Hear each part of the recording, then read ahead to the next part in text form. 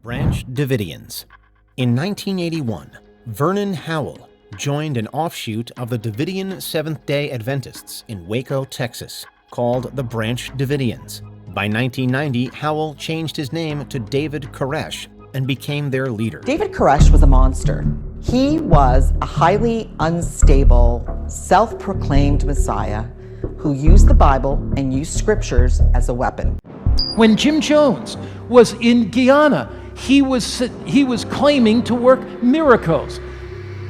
He claimed that he could to make blind see and ear hear. This is the typical thing of the cults. You have a person that claims to be the Messiah. Their word becomes the word of law for their cults. They drift away from the Bible. They talk about this earthly idea of utopia or peace on earth.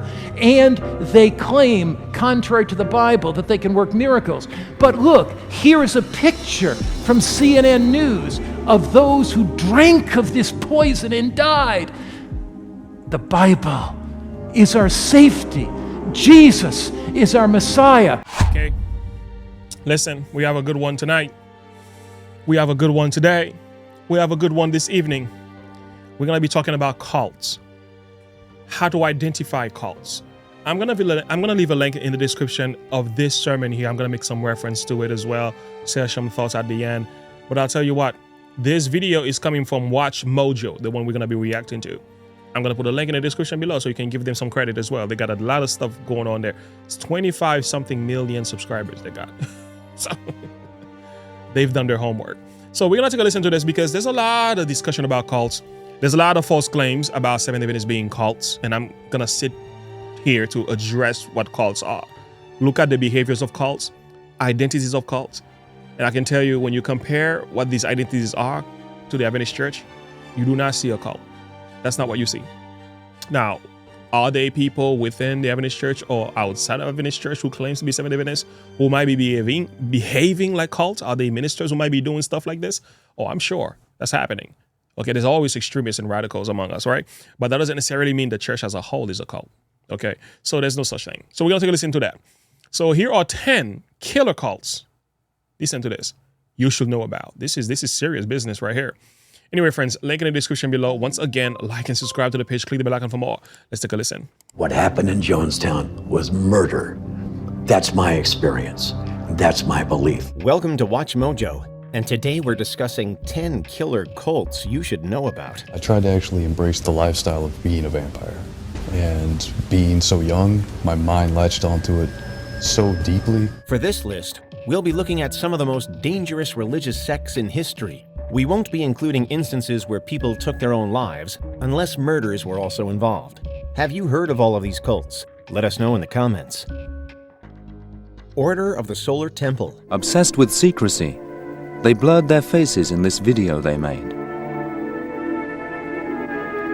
It shows the start of an initiation ceremony. In 1984, Luc Jouret and Joseph de Mambro founded the Order of the Solar Temple in Switzerland. One of the leaders, Joe de Mambro, was a businessman.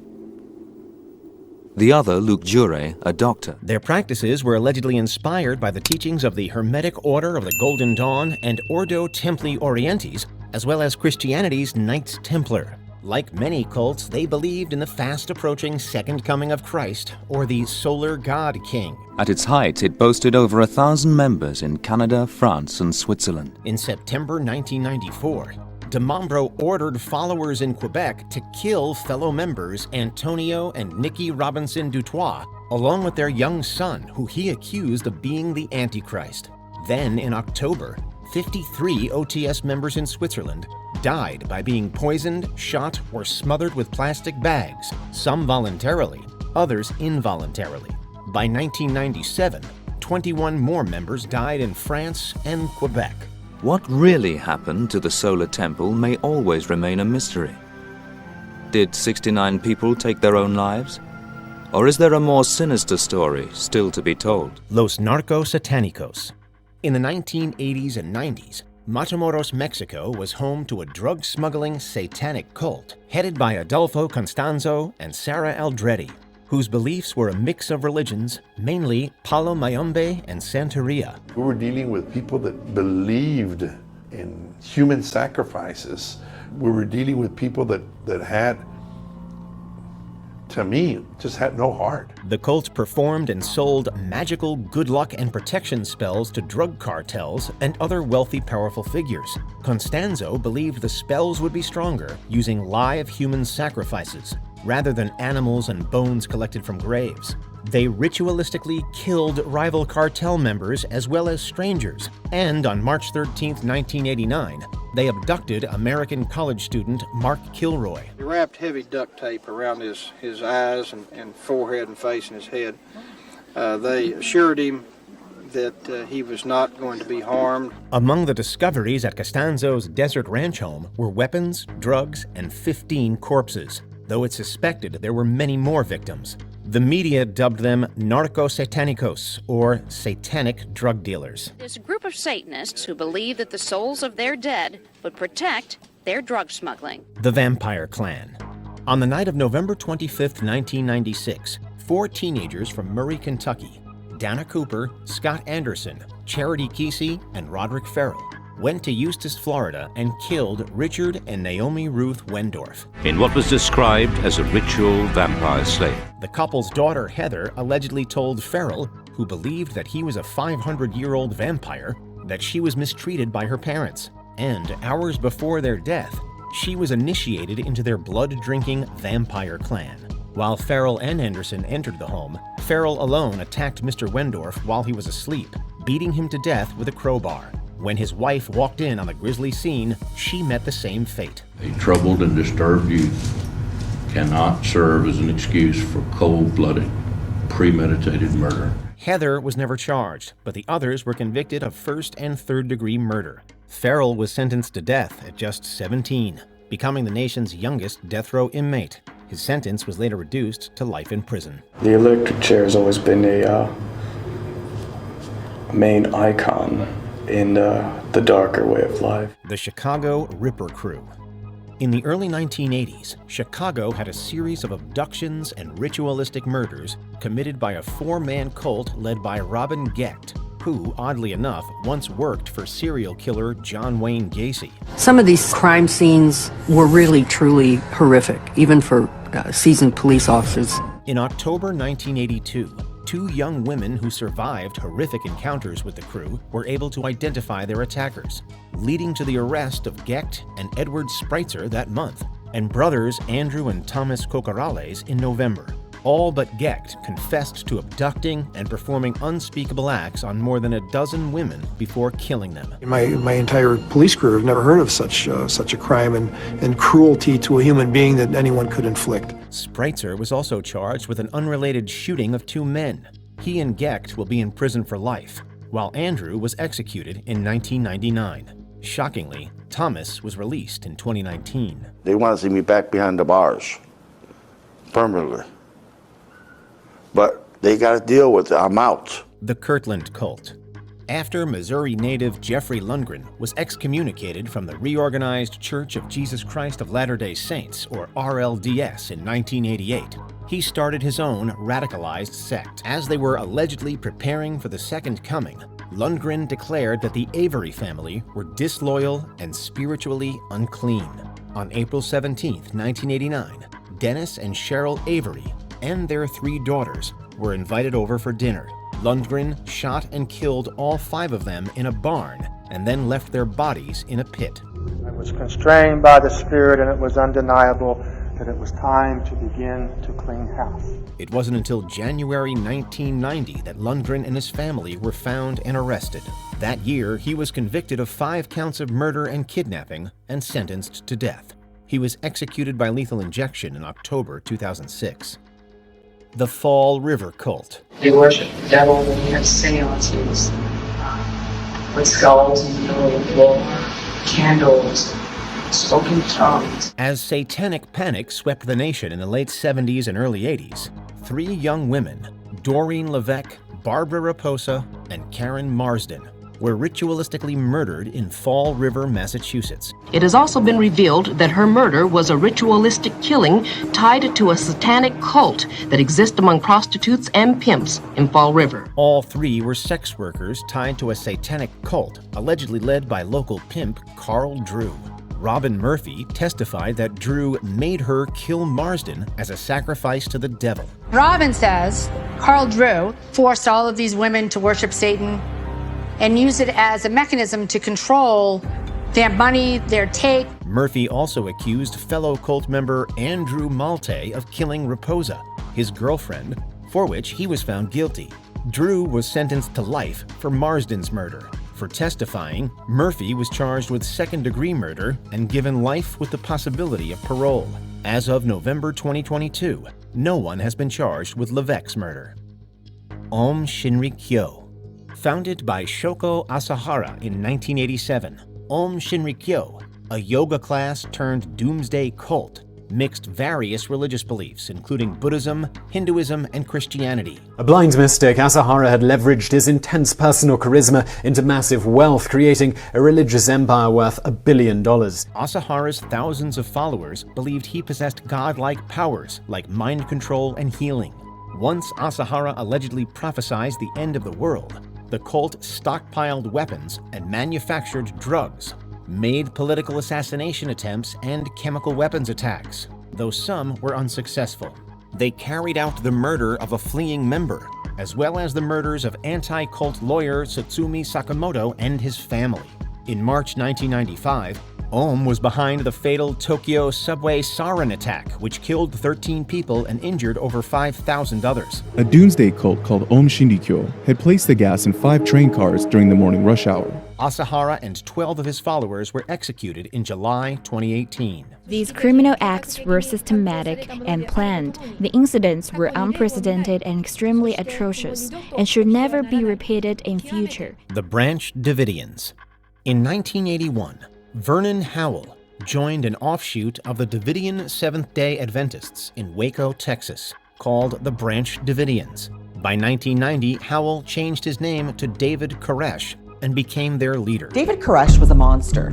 He was a highly unstable, self-proclaimed Messiah who used the Bible and used scriptures as a weapon. He claimed God told him that he was the chosen one, and according to former members, had at least 20 wives. He revealed to us one day that all of the women were going to be his wives if he wanted them. Koresh was controlling and encouraged followers to severely punish children.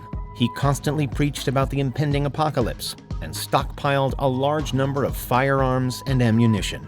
Their possession of illegal weapons led the ATF to raid their compound on February 28, 1993, beginning a 51-day siege. By April 19th, 4 ATF agents and 82 Davidians were killed, including Koresh. We knew it was a cult. We would joke about it all the time, like, yep, we're cult members. But then again, David would always talk about, well, Christianity is a cult. The Manson family. Charles Manson and his quote-unquote family are one of the most widely known cults in history. Charles Manson, his name synonymous with terror and violence. The family, primarily made up of impressionable young women and girls, were regularly given drugs and told about a race war Manson called Helter Skelter. Manson's ambitions turned increasingly violent, believing a race war was coming and that the Beatles were sending him secret directives. On August 8, 1969, allegedly under Manson's instruction, followers Tex Watson, Susan Atkins, and Patricia Krenwinkel brutally killed pregnant actress Sharon Tate and 4 guests in her Los Angeles home on Kalo Drive.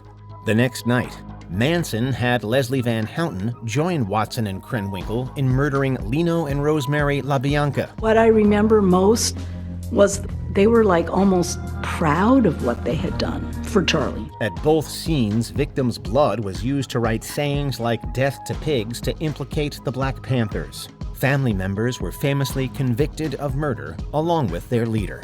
Before we continue, be sure to subscribe to our channel and ring the bell to get notified about our latest videos. You have the option to be notified for occasional videos or all of them. If you're on your phone, make sure you go into Settings and switch on your notifications. People's Temple.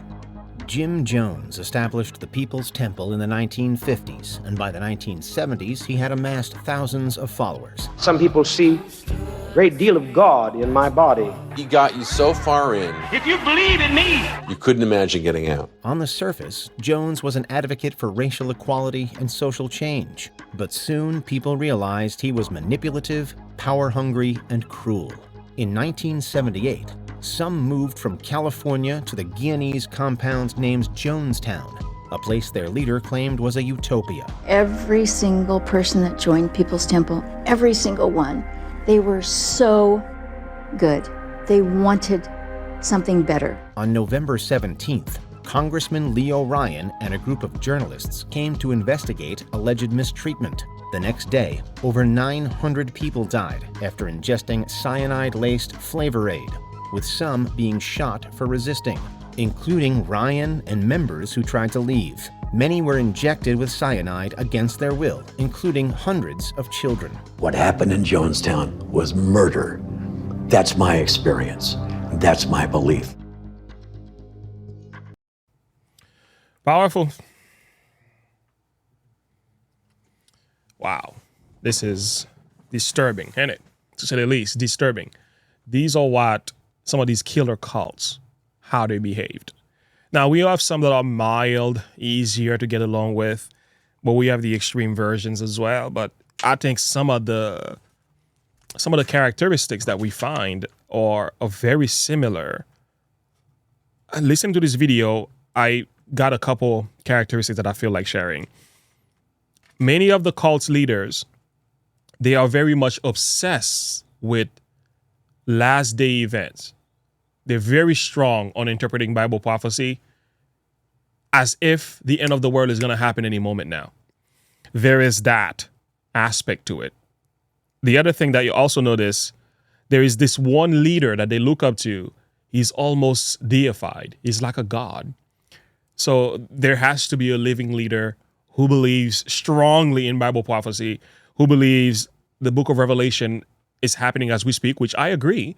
But there's an extreme version to the way that they actually present the message. It's almost like if you don't join their movement, you're missing out. You're missing out. The other thing is they're also very, they take advantage of vulnerable people. Any person who questions these movements, these cults, they oftentimes will push you right out. So they look for vulnerable people who are really looking for change. And oftentimes these people are very honest, they're very faithful. So, but they are tired of facades in Christianity. These are the people that they take advantage of. There's another thing that I also noticed, like in all the cults, they like to make themselves appear that their movement is the solution to every problem. Their movement is it. Like nobody else has the solution but us. So you're not part of us. You're missing out, boy. You're missing out. It's like the holier than thou attitude, right? Self-proclaimed attitude, self-messianic proclaimed attitude, I should say. They are also very obsessed with death. Have you noticed that? All of them, at the end of the day, they will kill for what they believe. It's pretty crazy. So these are some of the things that I picked up from the video, but I'm going to share Mark Finley's responses here. We're not going to do too long of that.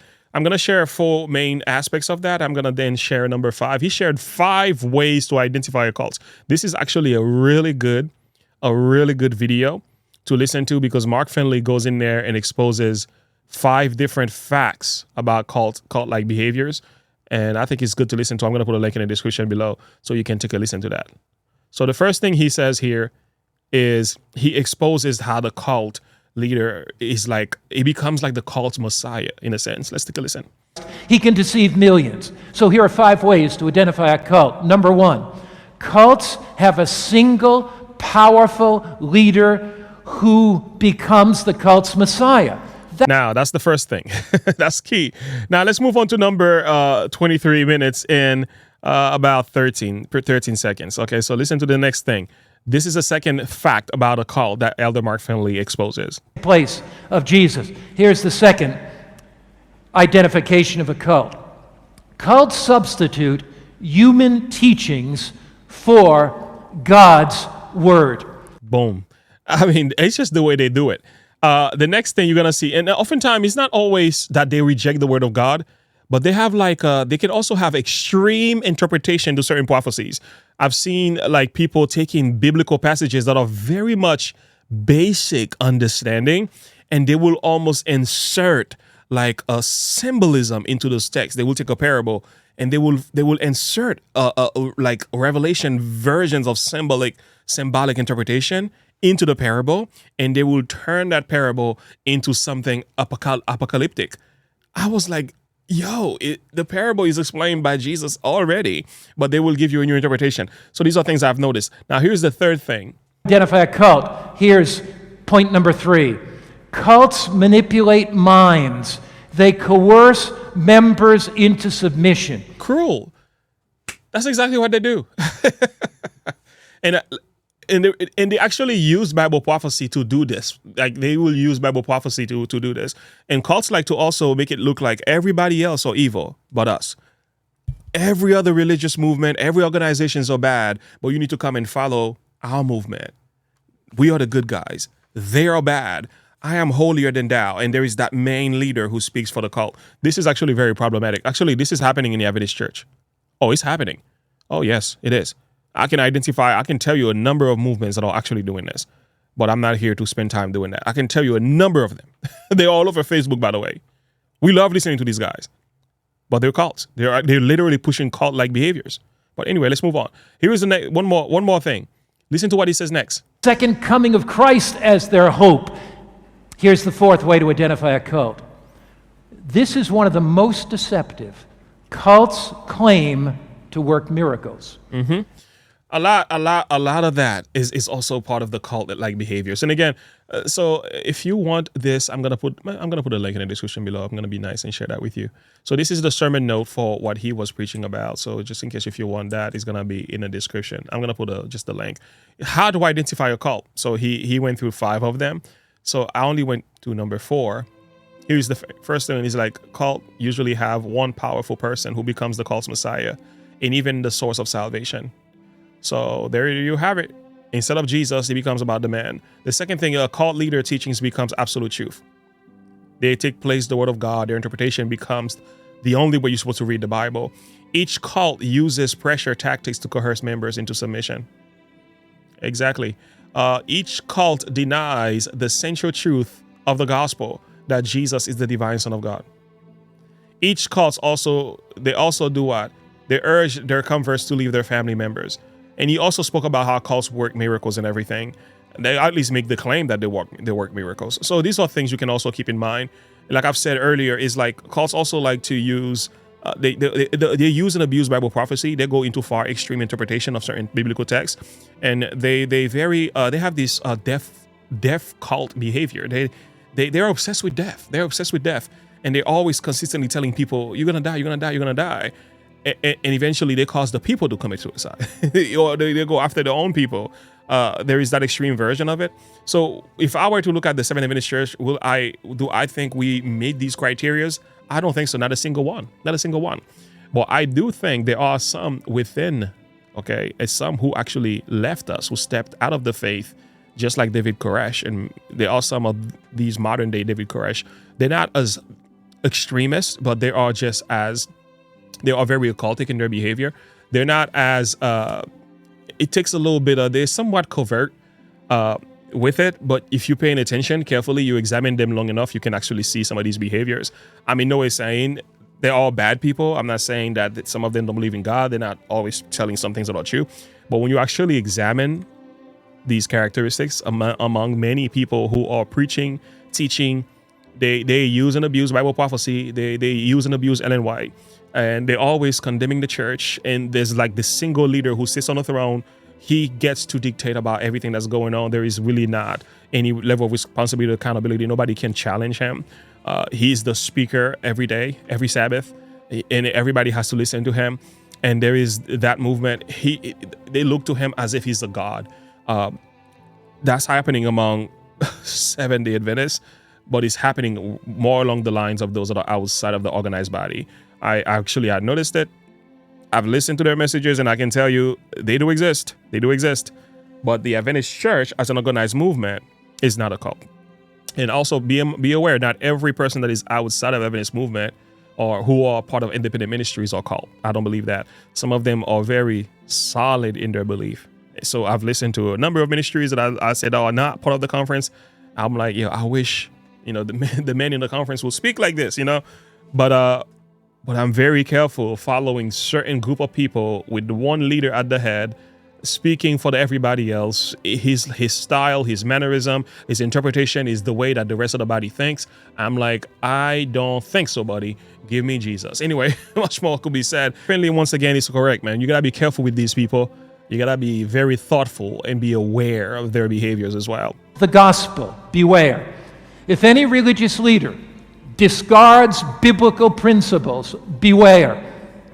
And if any religious leader downplays God's law, now no matter how much love you think is in that church or how much power you think is in that church, if they distort the gospel, if they discard biblical principles, if they downplay God's law, if you stay there, you are preparing your mind for the final deceptions of Satan. Yeah, man. There you have it. I'll put a link in the description below so you can listen to this, so you can have some discernment, right? And when you hear people throwing the black balls at Stephen Divinus, you can say, no, bro, you don't know what you're talking about. This is what a cult actually is. These are the principles. These are the behaviors. Yeah, we do have some people who are acting like that, but we don't have any extreme version of that. We have some radicals among us, right? But nevertheless, the Adventist Church itself as a whole is not a cult.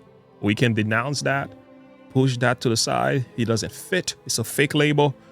Anyway, I wanted to share this video with you. Share your thought and perspective with me. What do you think about this reaction video?